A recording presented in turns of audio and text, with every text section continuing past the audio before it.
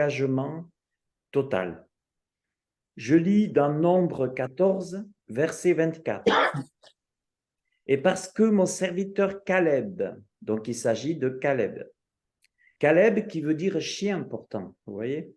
Et parce que mon serviteur Caleb a été animé de notre esprit et qu'il a pleinement suivi ma voie, je le ferai entrer dans le pays où il est allé et ses descendants le posséderont. Je trouve magnifique et cette citation, cette phrase, elle revient 7 fois dans la Bible. Et elle est courte, mais elle est chargée de signification parce que mon serviteur Caleb a été animé de notre esprit et qu'il a pleinement suivi ma voie. Et ce que je voudrais vous dire aussi, on va lire dans Nombre 32, 11, ces hommes qui sont montés d'Égypte depuis l'âge de 20 ans et au-dessus ne verront point le pays que j'ai juré de donner à Abraham, à Isaac et à Jacob, car ils n'ont pas suivi pleinement ma voie, excepté Caleb, fils de Jéphuné, le Kénisien, et Josué, fils de Nun, qui ont pleinement suivi la voie de l'Éternel. Donc on voit que parmi les hommes qui ont quitté l'Égypte, donc on parle du peuple d'Israël qui a quitté l'Égypte, on voit que parmi ce peuple, il y en a qui ont suivi la voie, mais il y en a qui n'ont pas du tout suivi la voie de Dieu. Et Dieu va dire à la majorité, ils n'ont pas suivi pleinement ma voie. Et moi, ce qui m'a interpellé, c'est que c'est pas qu'ils n'ont pas suivi la voie de Dieu, mais Dieu est en train de dire, ils ne vont pas rentrer dans le pays promis parce qu'ils n'ont pas suivi pleinement ma voie. Donc, on peut suivre Dieu, mais sans le suivre pleinement. Et on voit que Dieu est en train de dire, regardez bien, il n'y a pas grand monde, hein, excepté Caleb et Josué, excepté 2 personnes. Et ça me fait penser à l'arche de Noé, ça me fait penser, et pourtant là, on parle du peuple de Dieu. Et on se dit, mais il n'y a pas grand monde. C'est ce qui va se passer aussi prochainement pour l'enlèvement de l'Église, hein, comme l'apôtre Paul en parle. Et quand Jésus il dira, large et spacieux le chemin qui mène à la perdition et étroit celui qui mène à la vie, il sait ce qu'il dit. Et en fait, pour Dieu, et c'est très important quand on s'engage avec lui, pour Dieu, un engagement total, c'est total. C'est avoir notre esprit, être animé de notre esprit. Hein. Il est dit que parce que mon serviteur Caleb a été animé de notre esprit, ça veut dire quoi? Qu'il n'a pas suivi le courant de l'esprit de la pensée unique, l'esprit du monde, si on peut dire, de la pensée du monde. Et en même temps, il est question, bien sûr, Jésus a dit qu'il allait baptiser, qu'on allait baptiser d'eau, mais qu'il baptiserait du Saint-Esprit pour avoir son esprit à lui. Et par son esprit, on peut faire mourir les actions de la chair, comme il est dit, pour marcher selon l'esprit de Dieu. Et on est animé d'un autre esprit. Mais dans ce monde, Dieu nous appelle à être animés d'un chemin qui mène à la perdition ou qui mène dans des tribulations. Et ici, il est dit dans Deutéronome 1,36, je vous lis, excepté Caleb, de nouveau, fils de Jéphuné, il le verra lui, et je donnerai à lui et à ses enfants le pays sur lequel il a marché parce qu'il a pleinement suivi la voie de l'Éternel. Donc c'est intéressant de voir que ici Dieu dira parce qu'il a pleinement suivi la voie de l'Éternel. Donc on voit que c'est vraiment un engagement total, une consécration totale qui est là. L'engagement total, maintenant, parlons-en. L'engagement total, on voit qu'il commence par un choix. D'accord? Il commence par un choix et ce choix, Caleb, il a fait ce choix de s'engager complètement, totalement avec Dieu. et surtout d'être animé de notre esprit. Il a fait ce choix. Apocalypse 3:15, il est écrit, « Je connais tes œuvres, je sais que tu n'es ni froid ni bouillant, puisses-tu être froid ou bouillant. » Voilà, je crois que ce que Dieu est en train de dire ici dans une église, c'est de dire, ben, il y a un choix qui est là, et soit tu es froid, soit tu es bouillant. Mais le tiède, c'est pas, il est dit que le tiède serait même vomi de sa bouche. Parce que quand tu es tiède, c'est pas l'engagement total, c'est un engagement quand ça te va bien. Voilà, c'est un engagement. Vous savez, c'est comme un mariage. Normalement, quand on s'engage dans un mariage, on doit s'engager totalement. C'est ce que la Bible dit. Dans un mariage, c'est pas chacun fait ce qu'il veut ou alors quand ça m'arrange. D'ailleurs, Paul va loin, va jusqu'à dire que le mariage, c'est vraiment que le corps de la femme appartient à l'homme et que l'homme appartient à la femme. C'est vraiment une seule chair. Un mariage, c'est un engagement total. Ça veut dire que ce n'est plus le moi d'abord, mais que c'est le couple d'abord, sous le regard de Dieu. Et la vie chrétienne, ce n'est pas je donne ma vie à Jésus, je donne mon cœur à Jésus, mais c'est moi d'abord. Non. C'est pas, c'est Christ et moi, on est un, Paul dit que par le message de l'évangile, il nous a fiancés à Jésus-Christ. On est un dans les noces de l'agneau, c'est un. On est une seule chair. C'est pour ça que l'image du mariage est une très bonne image dans la relation avec Christ parce que on est une seule chair et on est là pour s'engager totalement. Quand on s'engage dans une entreprise, ce n'est pas seulement pour avoir sa paye. C'est bien qu'on a besoin de la paye. Mais quand on s'engage quelque part, on s'engage totalement. Et aujourd'hui, nous sommes dans une période où nous voyons que les gens, ils ont du mal à s'engager totalement quand ils font quelque chose. Pourquoi? Parce qu'on est dans une situation, comme le dit la Bible, où c'est l'égoïsme qui est dessus. C'est moi d'abord. Moi, je veux. Voilà. Et c'est moi qui décide. Et c'est moi qui... Non. Et dans le service pour Dieu, c'est pas moi qui décide. Dans le service pour Dieu, si je dois choisir, est-ce que je dois aujourd'hui écouter la parole de Dieu ou non? Il me semble que dans le cas où je suis engagé, que c'est non, je sais ce que Dieu veut. C'est Dieu qui décide. Je sais que Dieu veut qu'aujourd'hui, je puisse passer du temps avec lui. Et pour ça, le Seigneur a pris une image très dure, mais une image qui est vraie, c'est une image de la croix. Et il a dit, celui qui veut venir à moi, qui renonce à lui-même, qui prenne sa croix et qu'il me suive. Et on appelle ça un engagement total avec l'esprit de Caleb, si je peux dire. On est ainsi, on sera animé de notre esprit. On sera animé de notre esprit. Et je crois qu'aujourd'hui, c'est important dans nos engagements que Jésus, il a même dit que votre oui soit oui, que votre non soit non, parce que le reste vient du malin. Et c'est pour ça que c'est très important. Vaut mieux pas faire trop de vœux, vaut mieux pas trop s'engager partout, mais que quand on fait quelque chose, qu'on puisse le faire comme il faut, jusqu'au bout. C'est ça. C'est bien joli de faire des enfants, c'est tellement agréable, mais un enfant, il faut l'éduquer, il faut s'engager. Si on fait un enfant, il faut déjà penser à l'engagement que ça va être de l'éduquer par la suite. Ça va être des moments de joie, des moments de peine, des moments critiques. Voilà, mais il faut réfléchir parce que c'est tellement... On regarde souvent que le côté facile de l'engagement. Si on prêche un faux évangile avec Dieu, si on dit, mais convertis-toi à Jésus, tu gagneras au loto, tu auras une voiture neuve, tu auras tout, les gens ils vont tous donner leur vie à Jésus. C'est le côté facile, c'est le côté de la bénédiction. Et c'est vrai que quand on donne son cœur à Jésus, on est béni. Mais dans cet engagement, c'est quand même un engagement de croix aussi, un chemin de croix, un chemin où il y aura des embûches, où je n'aurai pas que des bénédictions. Oui, je serai béni.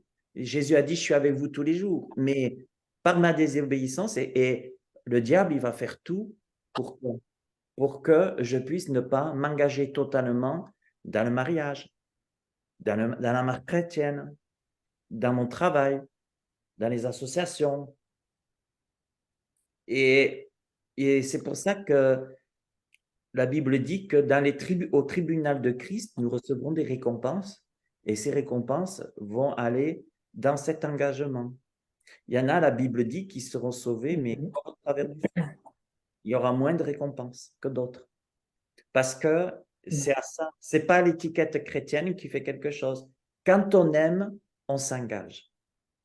Quand on aime quelque chose, on s'engage. Il y a des gens qui disent, oh, moi, j'ai pas le temps pour Dieu, mais s'ils aiment leur téléphone portable, ou s'ils aiment jouer, ou s'ils aiment, ça peut être n'importe quoi, ils vont le faire. Et ils vont y passer des heures par jour. Vous voyez, et je crois qu'avec Dieu, ce qui est important, le Seigneur, il regarde notre cœur et il se dit, mais voilà, tu t'engages. C'est bien que tu veuilles donner ta vie et tout, mais le Seigneur, dans sa création, il veut que tout ce qu'on fasse, si on s'y engage, il faut le faire avec tout notre cœur, notre âme et notre force. Et regardez ce que Dieu dit dans une église, Apocalypse 3,17. Parce que tu dis, je suis riche, je me suis enrichi, je n'ai besoin de rien, et parce que tu ne sais pas que tu es malheureux, misérable, pauvre, aveugle et nu. Et si Dieu a répété 7 fois cette phrase, il a pleinement suivi ma voie, là je reviens à Caleb, c'est pour mettre l'accent sur la qualité de sa foi. Là, si je reviens sur cette église, hein, tu dis, je suis riche, je me suis enrichi, je n'ai besoin de rien, parce que tu ne sais pas finalement, tu vas finir comment? Si tu t'engages pas complètement, tu vas finir malheureux, misérable, pauvre, aveugle et nu. Et je crois que c'est ça qui est dommage, que Dieu dise à une église, parce qu'elle ne s'engage pas totalement avec lui, que c'est juste. Mais par contre, cette église était riche, elle avait de l'argent, elle s'était enrichie. Elle avait besoin de rien, cette église. Tout. Elle avait les super appareils. Alors, à l'époque, c'était pas comme maintenant, mais il y avait tous les derniers cris. Et elle disait, j'ai besoin de rien. On est béni, on est riche, on a tout. Ben non, c'est pas ça l'engagement total. C'est pas dans les choses comme ça. Et c'est pour ça que Jésus a dit que beaucoup de riches n'entreront pas dans le royaume de Dieu. Et le Seigneur a même dit que Dieu a choisi les choses folles de ce monde, les choses viles, hein, les choses qu'on pourrait même appeler vaines, pour confondre les fortes.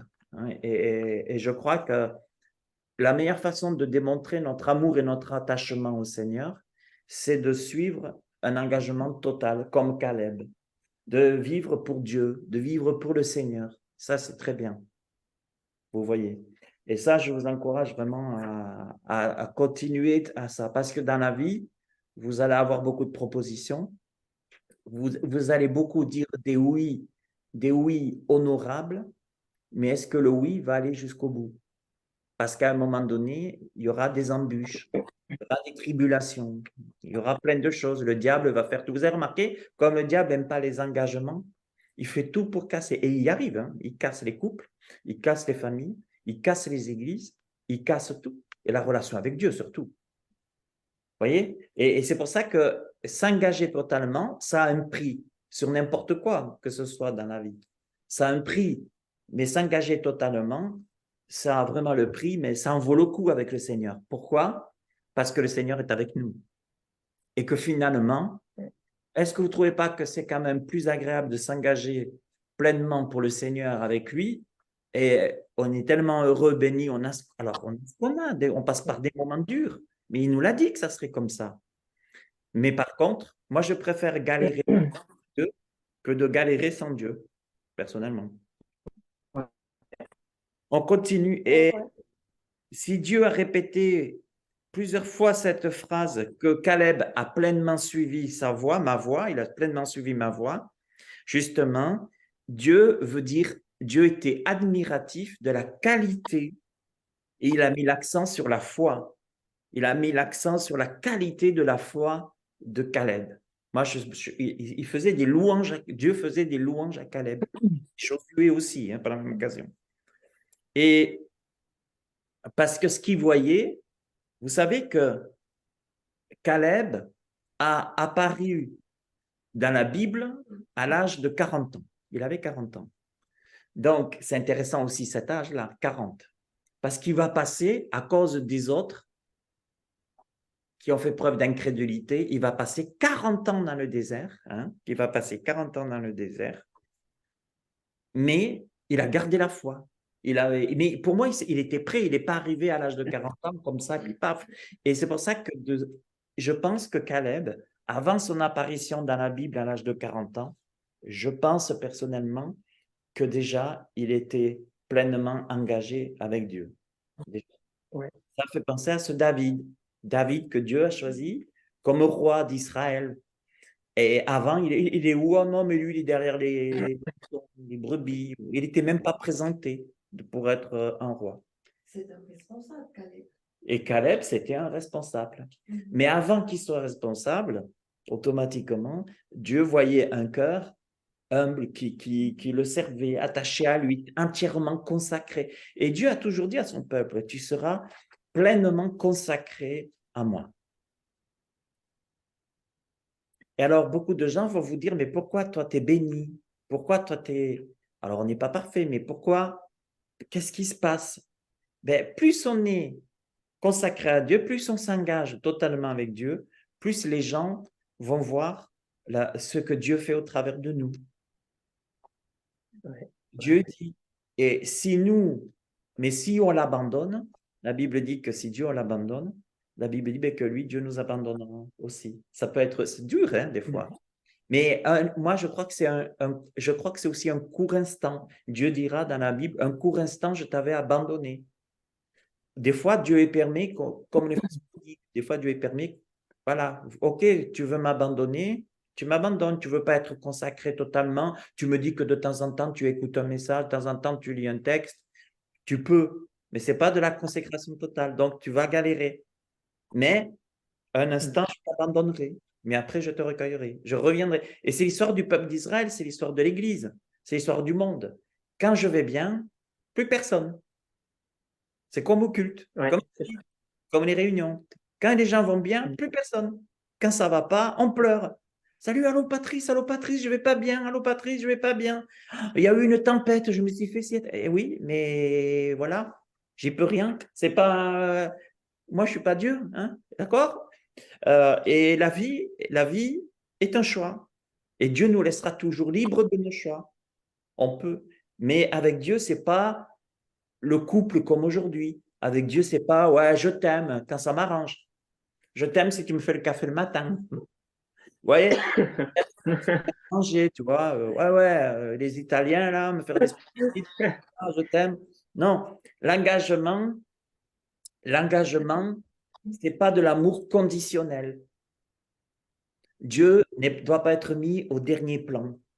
Et je nous le redis, beaucoup de galères sont dans notre vie parce qu'on n'est pas pleinement engagé, consacré à Dieu. Et c'est pour ça, il y en a qui me disent, mais alors si Dieu existe, pourquoi il arrive ça dans ma vie? Pourquoi il arrive ça? Ben, es-tu entièrement consacré à Dieu aussi? Parce que entre nous, moi je suis comme tout le monde, je suis pécheur. Et les fois que j'écoute pas Dieu, ben je m'aperçois que j'aurais pu éviter bien des galères dans ma vie si je l'avais écouté et été engagé complètement. Alors moi, ce que j'apprécie, et ce qui est sûr, c'est que Dieu veut nous aider à faire des bons choix. Je suis sûr que Dieu veut nous aider. Dieu, il le fait.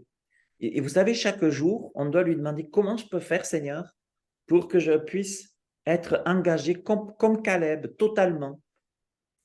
Et le Seigneur, chaque jour, il va nous donner les conseils. Je vais vous lire un passage, Psaume 32, verset 7. Tu es un asile pour moi, tu me garantis de la détresse, tu m'entoures de chants de délivrance. Je t'instruirai, Dieu dira, je t'instruirai, je te montrerai la voie que tu dois suivre, je te conseillerai, chaque jour j'aurai le regard sur toi. Ne soyez pas comme un cheval ou un mulet sans intelligence, on les bride avec un frein et un mors dont on les parle afin qu'ils ne s'approchent point de toi. Mais ici, ce que j'aime bien, c'est que le psalmiste va dire, avec toi, Seigneur, ce que je remarque quand je suis consacré à toi, c'est que tu es pour moi un asile et que tu me garantis de la détresse. Ça veut dire que tu es là, je suis dans la détresse, même si le monde est dans la détresse, le monde te rejette. Mais ce qui me plaît avec toi, Seigneur, c'est que tu es un asile pour moi. Un asile, dans la Bible, c'est un endroit où on peut se réfugier. C'est un endroit où on peut se réfugier, puis qu'on peut vraiment prendre un temps où on dit on se met un peu à l'écart, on se réfugie en toi. Et Dieu, il dit, je t'instruirai, je te montrerai la voie. Donc, d'être pleinement consacré à Dieu, comme Caleb, Dieu veut dire, mais chaque jour, je vais t'instruire, je vais te montrer. Et puis, il y a des gens, ils disent, mais ça nous arrive, même moi. Des fois, quand on n'écoute pas complètement Dieu, on se dit, ouais, mais moi, j'en ai marre, pourquoi il m'arrive toujours ça? Et puis, pourquoi j'ai fait le mauvais choix? Et pourquoi si? Et pourquoi je me suis fait avoir? Et pourquoi si? Pourquoi ça? Pourquoi? Est-ce que tu as écouté Dieu? Est-ce que tu écoutes Dieu?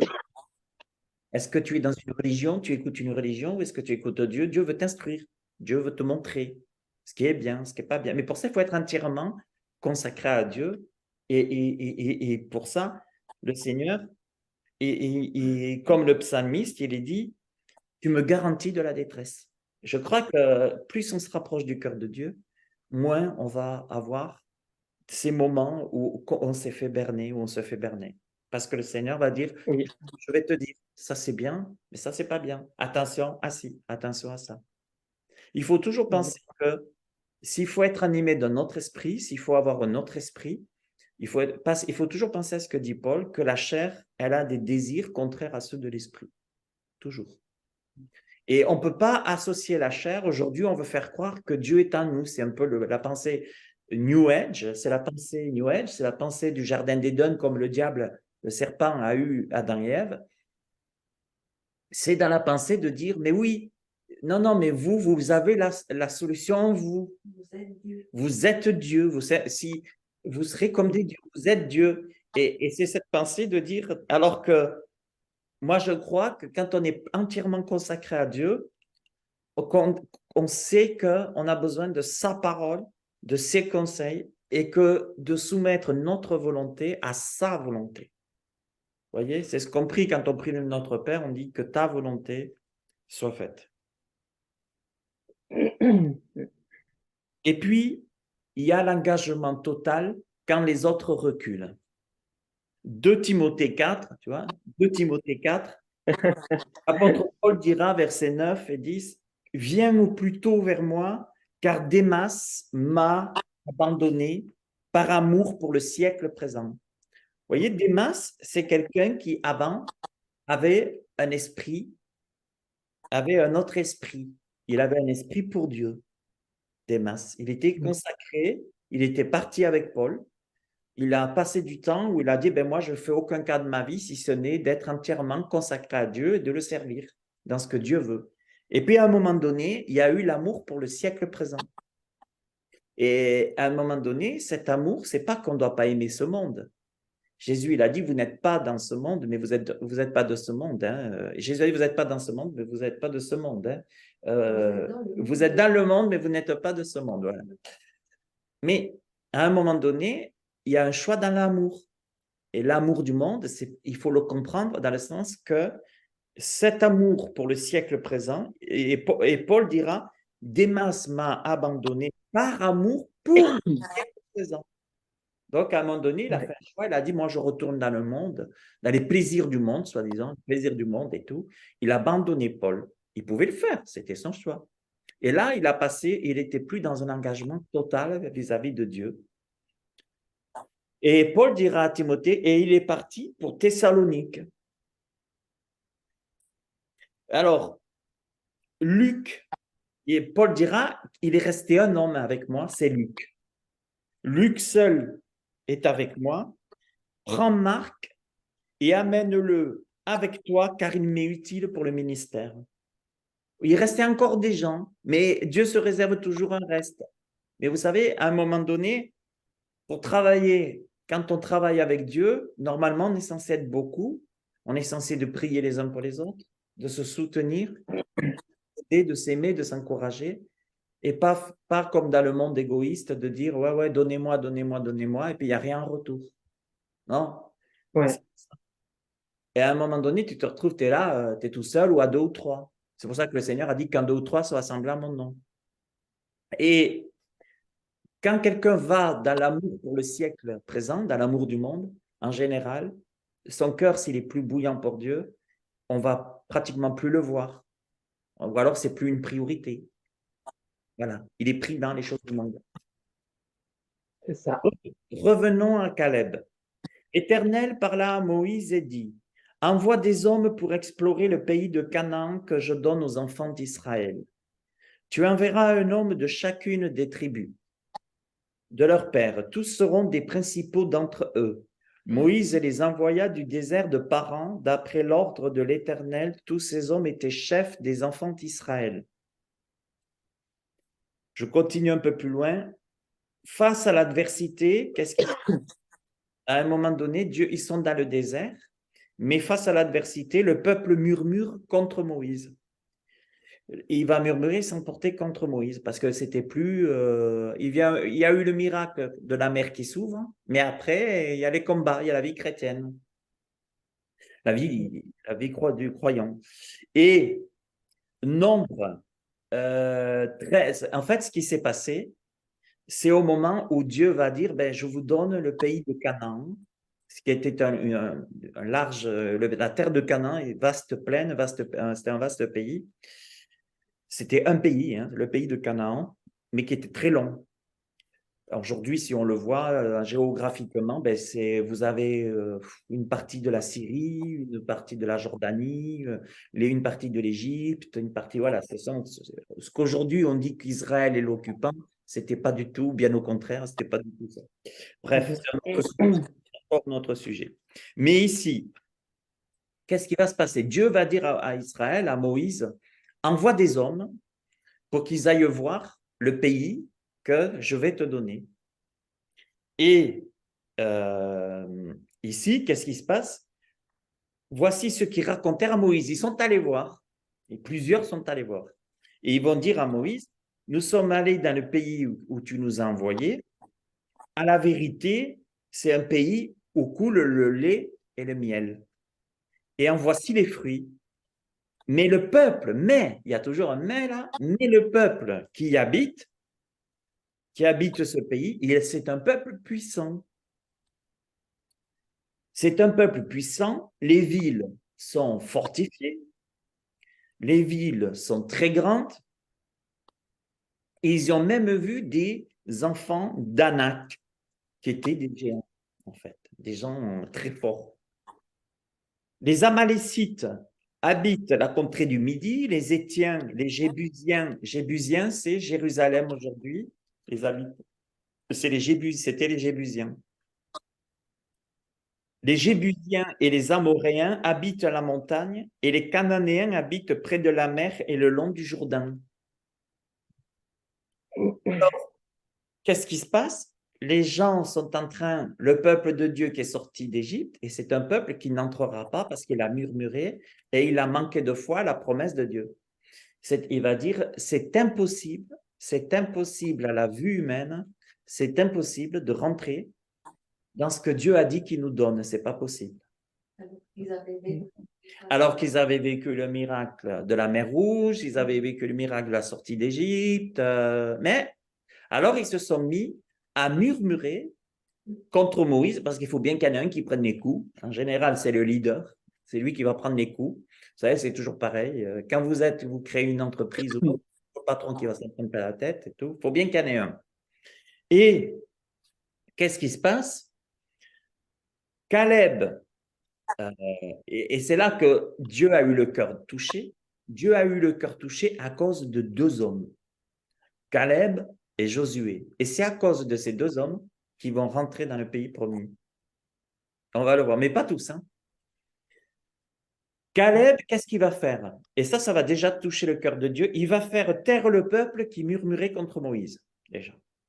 Donc pour lui, Caleb, il dit, mais attendez, ça me fait penser à David, le petit David qui vient contre Goliath, et puis que les autres, ils sont tous cachés. Et Caleb fit taire le peuple qui murmurait tous contre Moïse.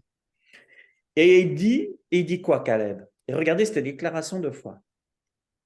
Montons, emparons-nous du pays, nous y serons vainqueurs. Voilà. En fait, Caleb est en train de dire, si Dieu est pour nous, qui sera contre nous? Hein, comme dit la Bible. Mais les hommes qui étaient allés, ils étaient allés avec Caleb et Josué. Ils y étaient allés, hein, les hommes. Et les hommes qui étaient allés avec lui dirent, nous ne pouvons pas monter, il y a un autre rapport qui se fait, nous ne pouvons pas monter contre ce peuple car il est plus fort que nous. Seuls 2 hommes y croient. 2. C'est pour ça que je vous dis qu'on n'est pas beaucoup, mais quand 2 ou 3 sont assemblés à mon nom, je suis au milieu. Quand le Seigneur dit 2 ou 3, il sait très bien ce qu'il dit. Oui. Caleb et Josué étaient des hommes sur qui Dieu pouvait compter. Moi, ça m'a touché, ça. Caleb et Josué, c'était 2 hommes, Dieu savait qu'ils pouvaient compter dessus. Et c'est pour ça que Dieu il dit souvent, mais je me suis réservé un reste. Dieu sait qu'il y en a 1 ou 2 qui pourra compter dessus. Et ce n'est pas la majorité. Aujourd'hui, vous savez, les gens, ils parlent de réveil, beaucoup de réveil. On fait beaucoup du show aujourd'hui. Mais quand viennent les épreuves, il n'y a plus grand monde. Hein. Mais il y a beaucoup de show aujourd'hui. Mais Dieu, il sait très bien qu'il n'y en a pas 50. Dieu sait très bien qu'il y a beaucoup d'appelés, mais qu'il y a peu d'élus, en fait. Des appelés, il y en a beaucoup. Il y en avait beaucoup qui sont sortis du pays d'Égypte. Beaucoup. Mais il y a peu d'élus pour rentrer dans le pays promis. Et Dieu, il dit, mais il y a 2 hommes là sur qui je peux compter. Même Moïse, il ne va pas rentrer au pays promis hein, à cause de ce qui est donné, de son comportement. C'est intéressant. Mais Dieu savait qu'il y avait 2 hommes, en tout cas, là, qui pouvaient présider, être chefs d'équipe, être des leaders pour faire rentrer le peuple. Je ne dis pas que ils ne sont pas que 2 à être rentrés dans le pays promis. Hein. Il y en avait quand même qui ont suivi. Mais ce n'était pas la majorité, malheureusement. Les obstacles ne paralysaient pas Caleb et Josué. Ils avançaient quand les autres reculaient. Et ils pouvaient dire des Cananéens, regardez bien ce qu'ils vont même dire, Josué et Caleb, ils vont dire, les Cananéens nous serviront de pâture, ils n'ont plus d'ombrage pour les couvrir. Voilà. Et quand vous voyez ça, nous voyons dans Nombre 14, 9. Bon, en général, c'était des violences. Vous savez, Jésus, il a dit, ce sont les violents qui héritent du royaume. Dans la Bible, un chrétien, les croyants, ils doivent être des violents. Les chrétiens sont appelés à être des violents. Qu'est-ce que c'est les violents? Les violents, ce sont des personnes qui disent, mais si Dieu le dit, ça va se faire. C'est ceux qui ne reculent pas devant l'adversité. Les violents, c'est ceux qui disent, non, non, rien ne va m'empêcher d'aller écouter la parole. Rien ne va m'empêcher à faire. Et ça, c'est les violents. Les violents. Les autres, waouh, on trouve des excuses, les autres. Hein? Et je termine cet enseignement par la 3e chose. Qu'est-ce que l'engagement total? C'est quoi l'engagement total? C'est de persévérer et d'achever. Persévérer est une chose, mais achever, ça n'est une autre. Caleb et Josué voient leur entrée dans le pays retardée, vous savez de combien? De 38 ans. 38 ans. Ils ont été retardés de rentrer dans le pays de 38 ans. Pourquoi? Parce qu'ils pouvaient y rentrer 2 ans de marche dans le pays promis. Ah ouais. Mais à cause de l'incrédulité, imaginez, ils auraient pu abandonner la foi. Au bout de 38 ans, quand même. Et puis les autres, ceux qui sont rentrés, hein, il y avait quand même les bouillants. Il y avait des bouillants. 38 ans. C'est pour ça que j'ai dit persévérer et achever. Ils auraient pu changer d'avis au milieu. 38 ans, c'est quand même long. Ils auraient pu changer d'avis, de dire, ouais, quand même, voilà. Si Dieu était vraiment amour, il ne permettrait pas 38 ans. Donc, on tourne en rond dans le désert 38 ans. Imaginez de tourner en rond. 38 ans. Et vous avez remarqué que dans la vie chrétienne, c'est pareil. Quand on n'est pas complètement engagé avec Dieu, on peut tourner en rond 38 ans. Quand on manque de foi, d'incrédulité, qu'on n'est pas totalement engagé, consacré à Dieu, on peut manquer 38 ans. On peut manquer 40 ans. On peut manquer 50 ans. On peut manquer 80 ans. Il y en a qui sur le lit de mort, ils disent, mince, s'ils reviennent, ils se reconsacrent sur leur lit de mort. Et on peut tourner en rond. Et puis pendant qu'on tourne en rond, c'est pas agréable. Le désert, c'est pas toujours agréable. Et vous savez, ce qui est impressionnant, c'est que Caleb et Josué, ils ont été quand même sous le coup d'un jugement de Dieu sur il y a quand même eu le jugement de Dieu sur la collectivité. Eux, ils n'ont pas été touchés, ils ont pas, enfin, leur foi, ils étaient des violents, ils ont tenu.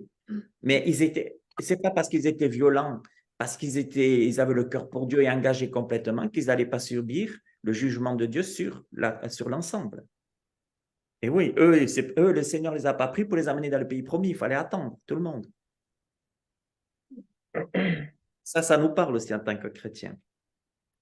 C'est pour ça que je dis, il faut persévérer et achever. Quelle leçon de persévérance pour nous? Nous sommes dans des temps difficiles où les valeurs morales sont balayées, où l'iniquité abonde, où l'Église elle-même, elle est secouée et reçoit des coups violents de l'adversaire. L'attitude de Caleb est un appel à ne pas tomber avec les autres. Il faut apprendre à ne pas tomber avec les autres. Il y en a qui pensent, ah mais non, non, s'il y a quelqu'un qui tombe et qui ne veut pas se relever, oui, mais le Seigneur, il dit qu'il laisse les autres pour aller le relever. Mais s'il ne veut pas être relevé, il ne faut pas perdre du temps parce que il ne faut pas tomber avec les autres. Voilà. Et puis arrêtez de trouver des excuses aux autres. Ça aussi. Quand on est engagé complètement, totalement avec Dieu, on est en train de dire, OK, tu passes par un moment difficile. OK, c'est un moment où on prie, où tu as besoin qu'on lève les mains, qu'on prie pour toi et tout. Mais on ne peut pas excuser, Dieu n'a pas excusé la conduite du peuple avec qui il a été. Et c'est important de dire, on faut faire attention de ne pas tomber avec les autres. Si les autres ne veulent pas, ils ont le droit de ne pas vouloir. S'ils ne veulent pas avancer, ils ont le droit de ne pas vouloir avancer. Mais on n'est pas en train d'excuser l'histoire et de dire, voilà. Et ça, faire attention. Caleb et Josué, ils sont restés avec eux, mais ils ne sont pas rentrés dans leur truc à eux. Ouais. C'est pourquoi Caleb a pu dire à Josué à l'âge de 85 ans, il avait 85 ans, il a dit à Josué à l'âge de 85 ans, à propos de toutes ces années, l'Éternel m'a fait vivre. Voilà, il a dit ça. L'Éternel m'a fait vivre. Josué 14, 10. C'est beau, hein? L'Éternel m'a fait vivre. En fait, lui, il ne se met pas la gloire sur lui. Il aurait pu dire, vous avez vu tout ce que moi j'ai gardé la foi, hein? Vous avez vu? Non. Je suis sûr que ce conquérant a certainement saisi toute l'occasion d'aider, d'encourager, d'exhorter ses compagnons de route qui mouraient à côté de lui. Je suis sûr qu'il a dû les encourager, il a dû leur dire, mais allez, levez-vous, Dieu va nous donner la victoire, Dieu nous a promis la terre, le pays, il va nous le donner. Mais il y en a qui sont morts. C'était leur choix de ne plus croire, d'abandonner Dieu, c'était leur choix. Il n'y a pas d'excuse à trouver dans des cas comme ça. Il y a beaucoup d'appelés, beaucoup de gens qui commencent, mais qui finiront pas. Alors, le verset que j'ai gardé pour la fin, avant notre départ vers le Seigneur, j'ai marqué, pourrons-nous dire avec l'apôtre Paul, 2 Timothée 4, 6, car pour moi, je sers déjà de libation. Et le moment de mon départ approche. Il savait qu'il allait mourir, qu'il allait aller vers le Seigneur. Et il va dire quoi? J'ai combattu le bon combat. C'est intéressant qu'il compare sa marche à un combat et à une course, à un combat. Ça n'a pas été facile. Vivre en tant que chrétien, croyant, ce n'est pas facile. J'ai combattu le bon combat, j'ai achevé la course, j'ai gardé la foi. Ça, c'est une belle déclaration. Désormais, la couronne de justice m'est réservée. Le Seigneur, le juste juge, me la donnera dans ce jour-là, ma couronne. Et non seulement à moi, mais à tous ceux qui auront aimé son avènement. C'est beau. Donc, j'ai combattu le combat comme notre Caleb. J'ai été animé de notre esprit. J'ai combattu. J'ai eu des persécutions. On s'est foutu de moi. On m'a traité de sectaire. J'ai gardé le bon combat. J'ai gardé la foi. Désormais, la couronne me sera ta couronne. Voilà. Et vous savez que la couronne, c'est comme le salut. Il peut se perdre. Ah, il dit, j'ôterai son nom de livre de vie. Hein. Les couronnes, elles peuvent être comme elles ne peuvent pas y être. Et c'est pour ça qu'il y a les récompenses, elles seront là. Et c'est important de pouvoir dire, mais je veux accrocher avec le Seigneur, je veux être entièrement consacré à lui. Ça ne sera pas toujours facile, mais je préfère enchiller avec Christ que enchiller pas avec Christ. Je préfère Eh avoir oui. le combat du Christ, hein, que d'aller dans le monde de toute façon. Vous avez vu le monde aujourd'hui? Les gens, la folie de rejeter Dieu. Les gens s'entretuent. Alors, c'est tout, c'est le matérialisme. C'est le résultat de l'enfant pourri gâté, en fait, quoi. C'est le matérialisme et autres. Alors Ouais. que Dieu nous aide à tenir, que Dieu nous aide à combattre le bon combat et à garder la foi comme ça a été le cas pour Caleb, Josué, tous ceux qui sont rentrés, etc. Que Dieu vous Amen. bénisse tous et puis à très bientôt pour un autre Zoom, un autre tout où on peut se voir tous. Mais là, je vais éteindre l'enregistrement, Merci. mais on va continuer à pouvoir dialoguer ensemble. Que Dieu vous bénisse, mes amis. À bientôt.